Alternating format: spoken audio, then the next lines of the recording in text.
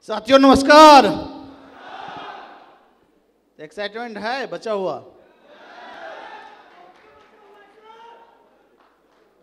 थोड़ा सा दिखाइए। बहुत बहुत धन्यवाद। सबसे तो पहले तो मैं परमपिता परमेश्वर को लाख लाख धन्यवाद देना चाहूँगा जिन्होंने इस दुनिया में मुझे भेजे। उसके बाद अपने माँ बाप को, जिसके अच्छे संस्कार की वजह से आज मैं इस स्टेज पे हूँ। उसके बाद फ्रंट में बैठे सारे महागुरु गुरु जी का, जिनके वजह से, जिनके सिस्टम की वजह से आज मैं इस मंच पे डायमंड में हूँ। और लास्ट में उन टीम को कैसे भूल जाऊँ, अपने प्यारी सी टीम को कैसे भूल जाऊँ, जिनके अथक मेहनत और प्रयास की वजह से आज यह दिन देखने का मौका मिला।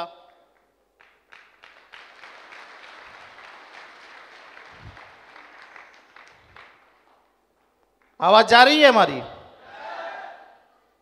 Thank you. सवाल जहर का नहीं था जो मैं पी गया, लोगों को ताजुब तब हुआ जब मैं जी गया।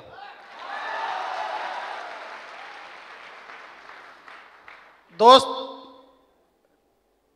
जिंदगी के कुछ साल मैं आप लोगों के बीच शेयर करना चाह रहा हूं। इजाजत दे रहे हैं? Thank you. दोस्त, मैं अपनी बात शुरुआत करूंगा 98 से। जब मेरी उम्र 14 साल की रही होगी, उस समय मेरे पिताजी का हाथ मेरे से छूट गया,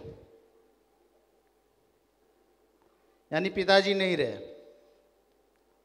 और माँ घर को संभाली। माँ है हमारे बीच आज। उसके बाद पिताजी पुलिस में थे और वक्त माँ के द्वारा परवरिश हम लोगों की होने लगी और वही अनुकंपा के आधार पे मेरी नौकरी लगी परिवार का गुजर बसर करने के लिए। 2003 में एज ए पुलिस के पद पे मेरी नौकरी लगी। तो नौकरी तो मिल गई। चूँकि 2098 से पहले की मैं बात करूं तो पिताजी की एक बात मुझे अच्छी तरह से याद है। पिताजी बोला करते थे, जो बेटा पढ़ाई लिखाई कर लो, सब काम करना, लेकिन पुलिस की नौकरी नहीं करना। तुम पढ़ाई लिखाई करो, एक बिजनेसमैन बन जाना। ये बात मेरे अंदर आते जाती थी, कंटिन्यू आती थी, लेकिन परिस्थिति उस तरह से थी, परिवार को चलाना उस कदर से था, जो 2003 में मुझे नौकरी उसी की करनी पड़ी जो पिताजी मना करते थे, पुलिस की। और मैं ज्वाइन हुआ।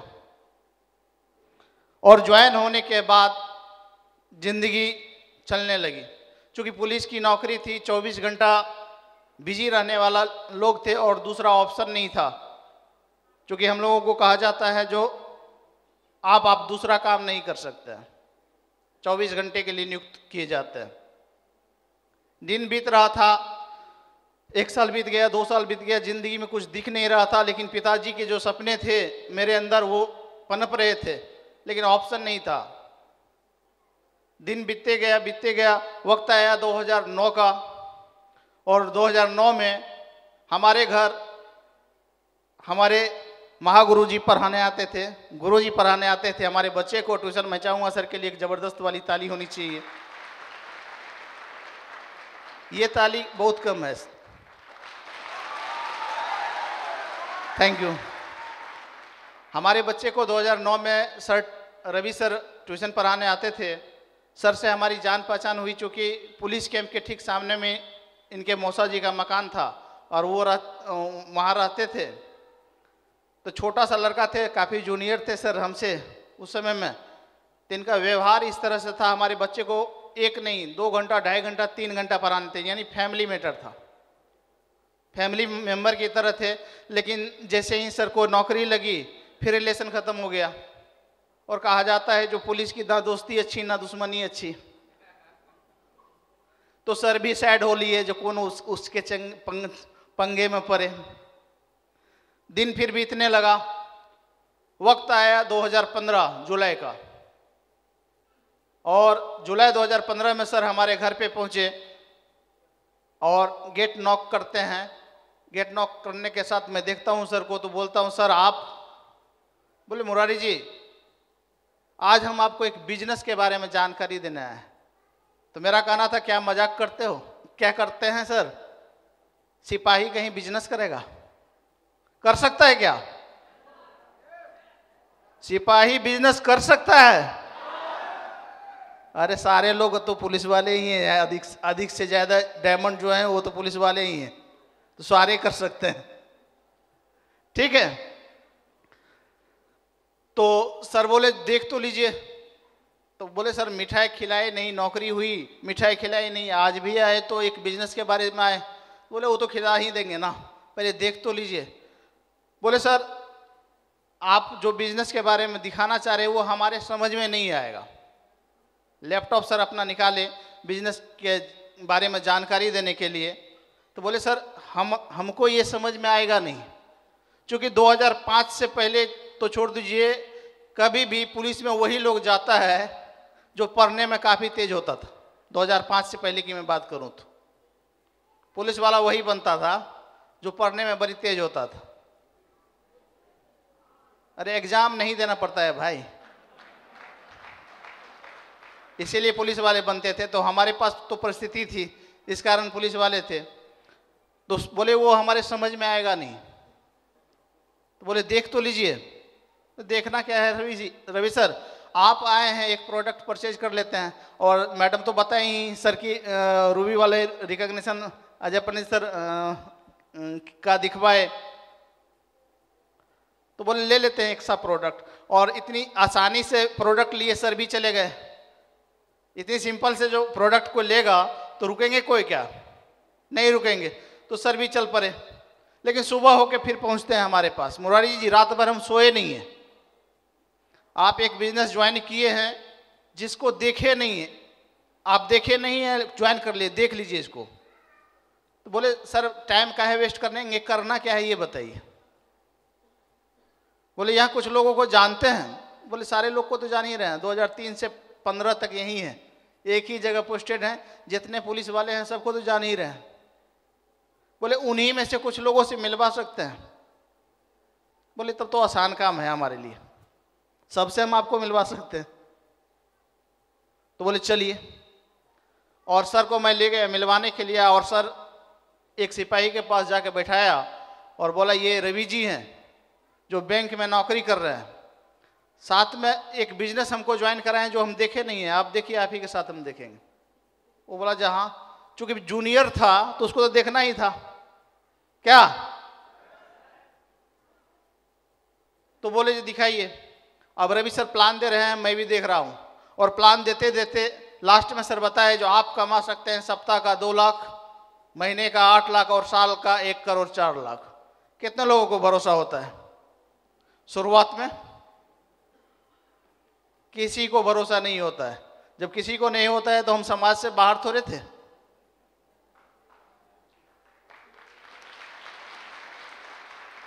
और हम सर को छोड़ दिए, हम जाने लगे, वो देख रहा था। तो सर उनको छोड़ के मुझे पकड़े, जो कहा मुरारी जी कहाँ? बोले आप बोल क्या रहे हैं? तो बोले जो आप कमा सकते हैं सप्ताह का 2 लाख, महीने का 8 लाख। ऐसा करिए जो आप पैसा भेज दिए हैं क्या? तो बोले हाँ। तो रुकने वाला चांस है क्या? बोले अब तो नहीं रुकेगा। तो बोले तब तो गड़बड़ होगी।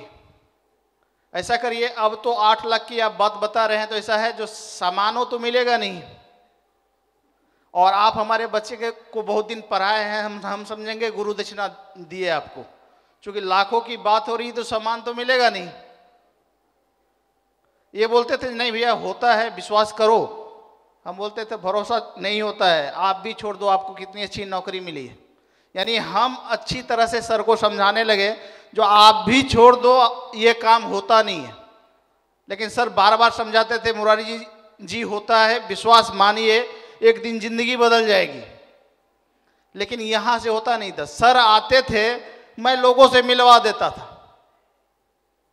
क्योंकि लोग की कमी नहीं थी, सारे लोगों को जान ही रहे थे। आज भी लोग कहते हैं, बहुत सारे लोग 6 महीने कहते हैं, 5 महीने करते हैं काम और बोलते हैं सर मेरे तो लोग ही खत्म हो गए। मैं आपको बता दूं, दरभंगा में मैं जितने को जानता अभी तक बताया नहीं।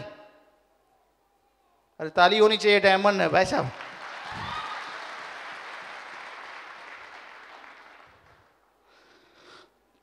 तो सर आते थे, मैं लोगों से मिलवा देता, तो लोग बीच में बोल भी देते थे जो दूसरे दिन आके पेमेंट ले लीजिएगा, तो मुझे भरोसा नहीं होता। हम सोचते थे अपना तो 10,000 फंसा, कम से कम सामने वाले का तो बच जाए। और जब भी सर बोलते थे जो आप कमा सकते हैं सप्ताह का 2 लाख, महीने का 8 लाख, तो सामने वाला का नहीं पता, मुझे लगता था कोई यहां सुई चुबा रहा है, और इसी कारण से दोबारा उसके पास जाते नहीं थे। सर पहुंचते थे, मैं तीसरे से मिलवा देता था और बोलता था जो सर आपको लोग ही तो चाहिए, इस एक बार गए अब दोबारा थोड़े जाएंगे उसके पास, दोबारा तीसरे से मिलवाता हूं। 1 महीना, 2 महीना, 3 महीना बीत गए, एक भी लोग ज्वाइन नहीं की, चूंकि मैं ही नहीं चाह रहा था। संडे बोलते थे कर लो, फ्राइडे बोलते थे कर लो, सर को ले आते थे, विपिन झा सर को, कभी पंकज सर को ले आते थे, लेकिन बिलीव होता नहीं था। तो सोचते थे कम से कम संडे फ्राइडे में जो पेट्रोल जाएगा बाइक का वो तो फालतू ही जाएगा ना, 8 लाख पर भरोसा होगा तब तो कह देते थे सिंपल सा बात, जो सर ड्यूटी है हमारी, हम नहीं आ सकते। लेकिन 3 महीने बीतने के बाद सर भी परख लिए हमको अच्छी तरह से। वो बोलते हैं मुरारी जी आज 1 घंटा समय दे दो, आपका 10,000 जो लगाए ना वो निकल जाएगा। तो हम पुलिस वाले थे, हम बोले तब तो सर ड्यूटी छोड़ के आ जाएंगे, 10,000 का ऑफर है तो। और मैं गया था, फ्राइडे की दिन थी, 6:30 बजे शाम में, और मैं जैसे ही हॉल में पहुंचा तो हॉल भरा हुआ था। एक आदमी बोल रहे थे, मैं चाहूंगा उन शख्सियत के लिए एक जबरदस्त वाली ताली होनी चाहिए, अविनाश सर।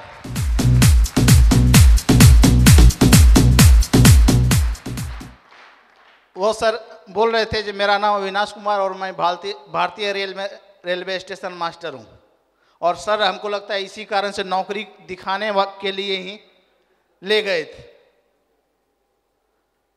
लेकिन जो चीज वो बता रहे थे वो हमारे समझ में आया नहीं। जो चीज वो ट्रेनिंग का स्लाइड बताए वो हमारे समझ में नहीं आया।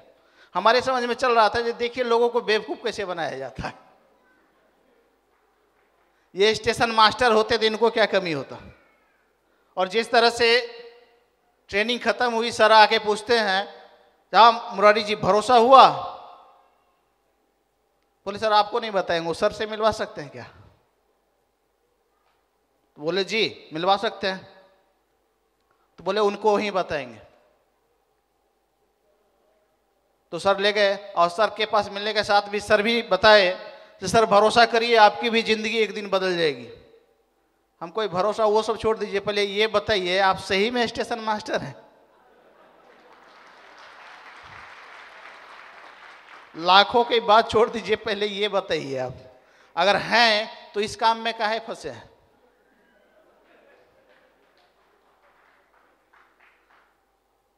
लेकिन सर अपना आई कार्ड दिखाए जी, इस पर भी भरोसा नहीं हो तो आप तो पुलिस वाले हैं और ट्रेन में तो टिकट लेते नहीं होंगे। तो बोले जी नहीं बिल्कुल नहीं लेते। तो बोले 1 घंटा का रास्ता है, आके देख लो, स्टेशन मास्टर का केबिन तो होगा। उसके बाद सर लोगों से मुलाकात किए, ट्रेनिंग हुई, तो एक सोच के साथ करने का शुरुआत किए, चलो जब लाखों की बात हो रही है तो 2-4-8 हज़ार तो आ ही जाएंगे। और सर के लगातार प्रयास की वजह से करने का शुरुआत किया। और आप लोग को आज पता है जो आज भी रिकॉग्निशन जो 1 साल पहले होने वाला था जो आज हो रहा है। तो शुरुआत में क्या होता है ना दोस्त, जब आप किसी को बताते हैं ना तो भरोसा नहीं होता है, बिलीव नहीं होता है। मनुष्य का नेचर ही है इस तरह से। जैसे मैं एक एग्जाम्पल के तौर पर मैं आप लोगों को बताना चाहूँगा, जब आप गॉड के पास जाते हो, मंदिर जाते हो, और जाने के बाद शंकर भगवान के पास प्रार्थना करते हो और बोलते हो हे प्रभु मुझे भी डायमंड बना दो। अब शंकर भगवान तैयार होते हैं डायमंड आपको बनाने के लिए। थोड़ी दूर के बाद आप दूसरी मंदिर जाते हो, बजरंगबली मिल गए। अब शंकर जी को भूल जाते हो। अब बजरंगबली के पास जाने के बाद बोलते हो, ए बजरंगबली मुझे डायमंड बना दो। अब शंकर जी उठे थे, वो बैठ गए, अब बजरंगबली खड़े हुए। तीसरी मंदिर के पास आप गए, दुर्गा जी के पास, हे माँ मुझे डायमंड बना दो। अब बजरंगबली तैयार थे, अब वो बजरंगबली भी बैठ गए, अब दुर्गा माँ रेडी हुई। इसी तरह से इस बिजनेस में जब आप काम करने का शुरुआत करते हैं तो किसी एक पर भरोसा नहीं होता है आपको। मैं आपको बता दूं, जो आज कुमार रविरंजन सर की और विपिन झा सर की वजह से हमारी जिंदगी पूर्ण रूपेण बदल चुकी है। तो इस बिजनेस में भी आपको एक पे अपना समर्पण करना ही पड़ेगा।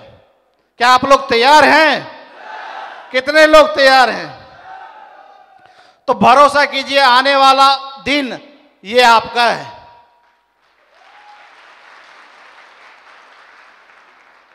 दोस्त, जब उसके बाद मैं करने के लिए जब मुझे भरोसा हो गया था, जब मैंने करने की शुरुआत करी, तो उसी दौरान हमारी पोस्टिंग पटना जिला में हुई। पटना में पुलिस वाली पोस्टिंग हुई और पोस्टिंग होने के बाद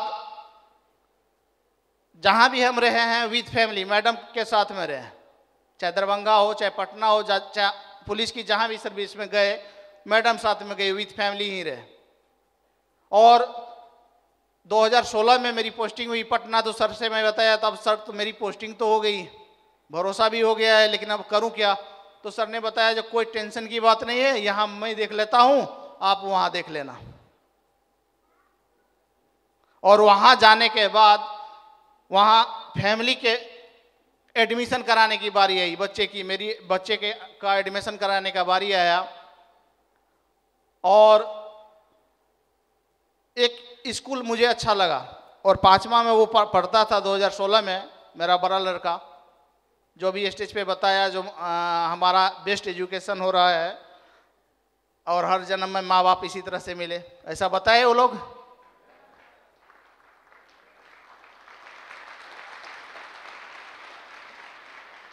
तो 2016 की मैं बात करूं तो इनके ही एडमिशन के लिए मैं, एक स्कूल मुझे अच्छा लगा था पटना में, जो मुझे देखने में अच्छा लगा, मैं उसमें एडमिशन कराने गया। और 2016 में एडमिशन कराने गया था तो उस स्कूल का फॉर्म जो था वो 600 रुपये का आया था।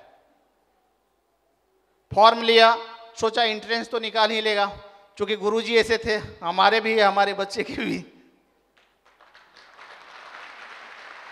शुरू से ही इस तरह से सर ने पढ़ाया था, जो एलकेजी में पढ़ने के बावजूद भी 3 का मैथ बनाता था। सर के लिए, उनके लिए, उस प्रोफेशन के लिए भी जबरदस्त वाली ताली।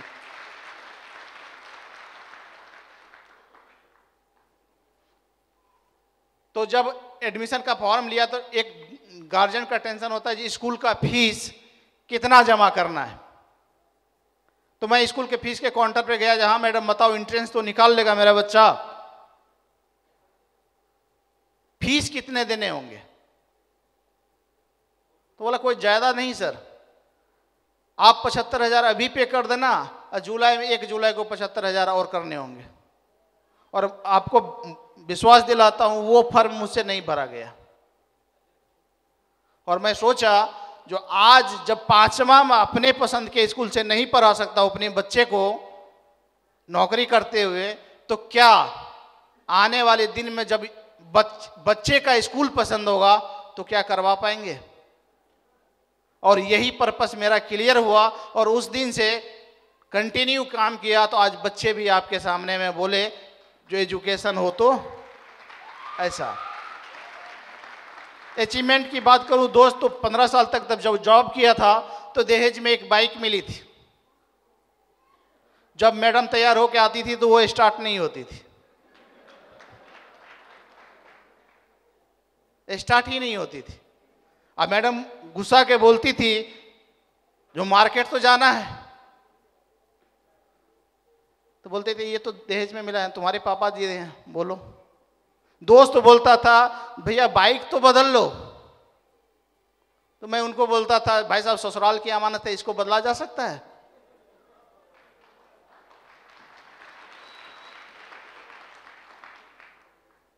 लेकिन आज देखिए वो बाइक तो एक आदमी को फ्री में दे दिए बाद में। आज देखिए जिंदगी किस तरह से है, मैडम भी सपोर्ट कर रहे हैं। शुरुआत में वो भी मना करती थी, लेकिन एक बात इनकी खासियत थी, जब से नौकरी लगी इनके सपने कभी नहीं मरे, इनके डिमांड्स कभी नहीं मरे। जब भी पुलिस की भी मैं नौकरी करता था तो डिमांड इनकी जो होती थी वो सैलरी वाली ही होती थी, और वही वजह है आज कुछ करने का जो यहां तक सफल हुआ। तो एक मैडम के लिए भी जबरदस्त वाली ताली होनी चाहिए।